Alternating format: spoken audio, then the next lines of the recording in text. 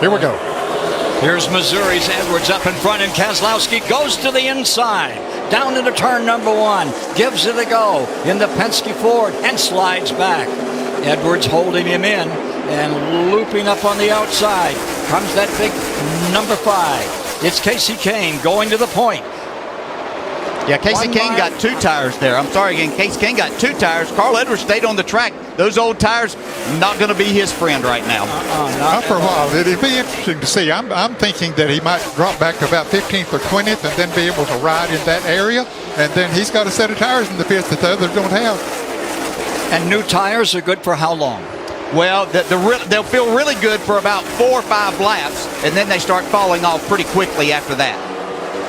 And so if he falls back, then it's up to him as a driver to bring it back to the front. There he is on the rim ride on the high side. And look who's down underneath.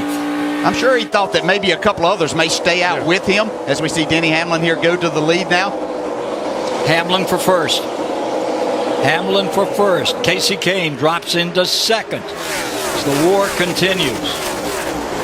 They've been working on that 11 car every pit stop, and so they might be getting it closer to his liking.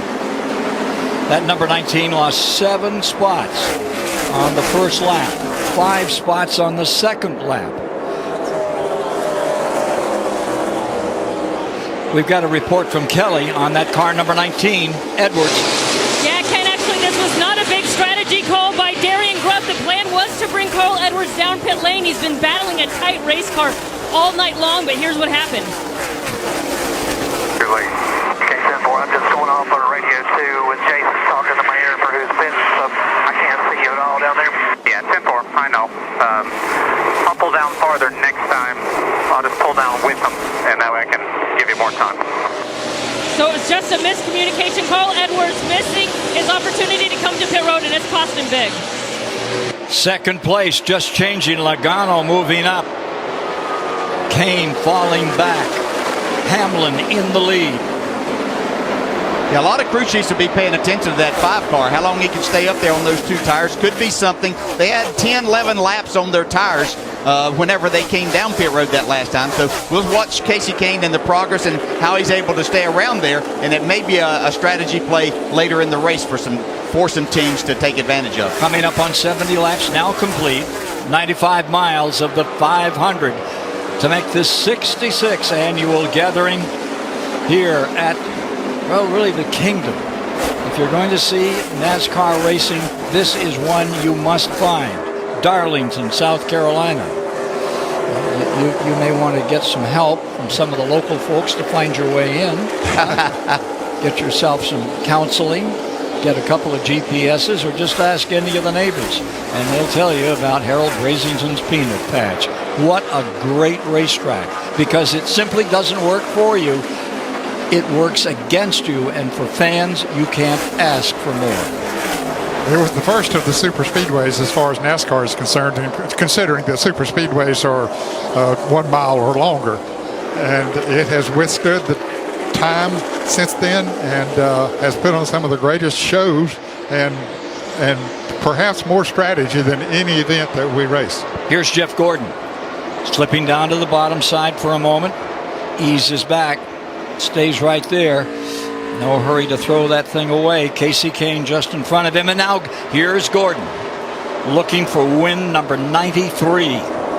Needs it. Yeah, those 2 tires are beginning to tell as far as Kasey Kahne's concerned. He's still running good, but it's taking his toll. And here's the thing is that, Kasey Kahne's car is not the best. So would this work on a better handling race car that may be okay? That's the one thing that someone will have to factor in. I really don't see it. It's not been something that generally works at Darlington, but it was worth a try at this probably point in time of the race. Hold the phone. Here comes Jimmy Johnson on a roll up to 11th. Kasey Kahne slips right in behind him. And how about that run by the number 78? That's that Martin Truex Jr., the Barney Visser car out of Colorado. Mike Massaro has a report for us on the number 1 car. Ken, as we all know, this is a completely physically and mentally draining racetrack for a driver, but imagine the mental strain of a team not being able to communicate directly with the driver. That's the case for Jamie McMurray. They're having radio problems. They've been switching back and forth from Channel 1 to Channel 2, now back to Channel 1. Jamie just came over the radio moments ago saying, look, guys, give me real short answers because you're breaking up. Keep it to 3 words. There's a representative down here from Racing Radios trying to rectify the problem, but this has been the situation in the one camp since the beginning of the race.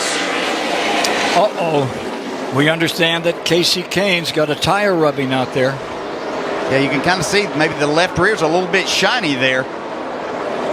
Yeah, that restart got a little bit crazy there as Brad Keselowski tried to drive down to the inside of Carl Edwards, who probably got up into the left rear of the 5, and that could have happened at that time as we see Kurt Busch trying to take the second spot away here. From Logano. There's Logano in that second position. Up to the outside moves the 41. Looking for the hole. It's not there. Nice block. Sort of closed up on him as he got up there on that outside.